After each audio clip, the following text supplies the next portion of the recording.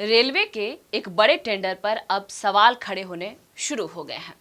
आरोप ये है कि कुछ ठेकेदारों ने अनुमानित लागत से 30 से 37% तक कम बोली लगाई है। इतना बड़ा अंतर क्या सिर्फ प्रतिस्पर्धा है या फिर इसके पीछे चल रहा है कोई बड़ा खेल? इन्हीं सवालों को लेकर रेलवे के अधिकारियों को एक गंभीर शिकायत भेजी गई है। देखिए ये खास रिपोर्ट।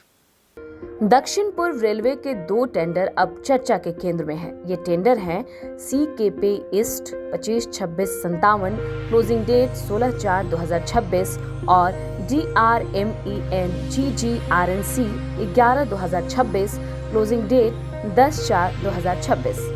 इन टेंडरों में कई बोलीदाताओं ने अनुमानित लागत से 30 से 37% तक कम बोली लगाई है, जो CPWD DSR 2023 के आधार पर तैयार की गई लागत से काफी नीचे है। इतना बड़ा अंतर अब तकनीकी और सतर्कता दोनों स्तर पर सवाल खड़े कर रहा है। आगे कुछ भी बताने से पहले आपको ये बताना जरूरी हो जाता है कि CPWD DSR 2023 आखिर क्या है। CPWD DSR 2023 एक सरकारी रेट बुक है जिसमें निर्माण कार्य जैसे सड़क, बिल्डिंग, प्लास्टर, पेंटिंग, पाइपलाइन आदि के लिए मानक दरें तय की जाती हैं। ऐसे में अनुमानित लागत से कम बोली लगाना सोचने पर विवश करता है। इतना ही नहीं, शिकायतकर्ता ने और भी सवाल उठाए हैं। क्या ALB घोषित किया गया? रेट जस्टिफिकेशन लिया गया? आइटम वाइज क्या जांच हुई है? शिकायत में सवाल ये भी उठाया गया कि क्या इन बोलियों को एबनॉर्मली लो बिड्स यानी कि ALB माना गया है? क्या ठेकेदारों से रेट जस्टिफिकेशन लिया गया है? और क्या विभाग ने इन दरों की व्यवहारिकता की जांच की है? क्योंकि इतनी कम दर पर काम करना कई बार गुणवत्ता से समझौते करने का संकेत माना जाता है। इसमें घटिया सामग्री का जोखिम है, साथ ही साथ शॉर्टकट अपनाने की आशंका भी।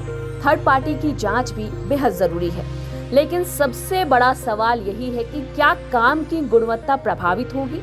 इतनी कम दरों पर ठेकेदार लागत बचाने के लिए घटिया सामग्री या शॉर्टकट का सहारा ले सकते हैं। ऐसे में तीसरे पक्ष से जांच, सख्त मॉनिटरिंग और गुणवत्ता नियंत्रण बेहद जरूरी हो जाता है। ऐसे में जिम्मेदारी किसकी है, ये देखने वाली बात तो है। कम पैसे में काम करना तो सबको भाता है, लेकिन काम में गड़बड़ी होती है तो जिम्मेदार कौन होगा? ये भी एक सबसे बड़ा सवाल है। इसकी जिम्मेदारी क्या ठेकेदार की होगी या रेलवे अधिकारी जिम्मेदार होगा या फिर टेंडर पास करने वाली अथॉरिटी?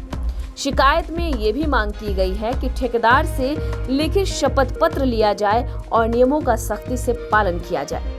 इतनी कम दरें और कई बिल्डर्स का एक जैसा पैटर्न, क्या इसके पीछे कार्टेलाइजेशन की आशंका है?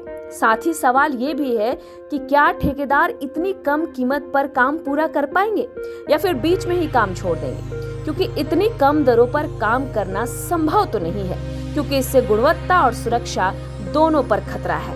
पूरे मामले की फिलहाल जांच चल रही है। अब देखना होगा कि रेलवे प्रशासन इस गंभीर शिकायत पर क्या कदम उठाता है। क्या जांच होगी? क्या टेंडर प्रक्रिया पर सवालों का जवाब मिलेगा या फिर ये मामला भी फाइलों में दब जाएगा? Special desk TV45।